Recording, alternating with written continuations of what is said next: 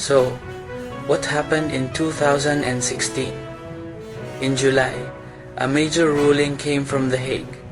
The Permanent Court of Arbitration issued a landmark decision. The Philippines filed a case against China. It challenged broad maritime claims in the South China Sea, specifically the so-called 9-line. After reviewing evidence, the tribunal ruled in favor of the Philippines. The court found that the 9-line gives no legal basis or historical rights. It was a huge win for our country. The tribunal confirmed the Philippines' rights in its exclusive economic zone, the EEZ, and EEZ extends up to 200 nautical miles from our coast. The ruling name features inside our EEZ, like Panganiban or Mischief Reef, and Ayungin Shoal. China rejected the decision and stayed present in those areas. The ruling is final and binding, but there is no direct force to enforce it. Why is it called the West Philippine Sea? Isn't it called the South China Sea?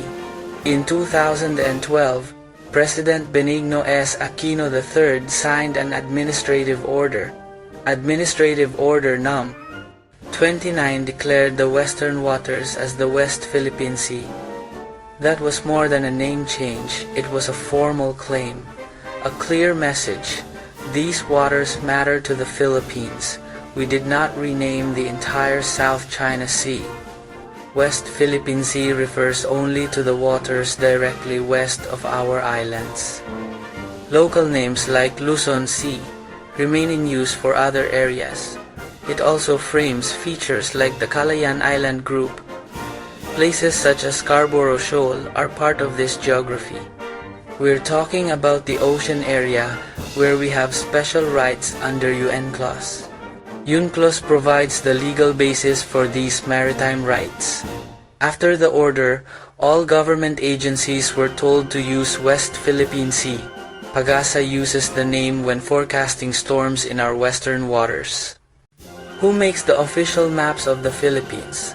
That responsibility sits with NAMRIA, the National Mapping and Resource Information Authority.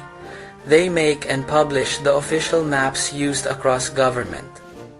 Since Admin Order No. 29, NAMRIA maps show West Philippine Sea in the correct area. These maps are used in schools, in government offices, and in our embassies worldwide.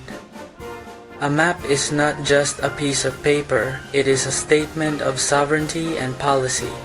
In mid-2025, attention turned to global digital maps like Google Maps.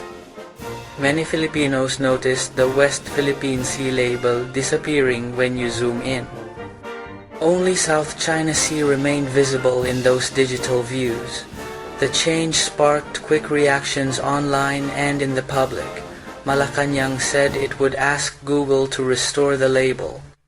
Officials prepared formal requests and diplomatic notes. Private platforms decide label display based on local versus global contexts. Map labels have long been a source of dispute and sensitivity. Why is the right name so important? Because names carry legal, practical, and emotional weight. Using West Philippine Sea is national assertion. It reminds the world of our 2016 legal victory. For fishermen, the name stands for livelihood and access to fishing grounds. For our Coast Guard and Navy, it frames the area they protect. For Filipinos, it's a symbol of identity and freedom. Every day, incidents and reports show the issue is active. There are still reports of confrontations and fishing grounds being affected. Land reclamation and construction in disputed areas remain a concern. The 2016 ruling is our strongest legal tool on the world stage. Many countries and organizations support rule-based order at sea. Every Filipino has a role in media, diplomacy, and daily conversations. Using the right name matters. The West Philippine Sea is part of our heritage, our livelihood, and our future. Keep saying it. Keep protecting it.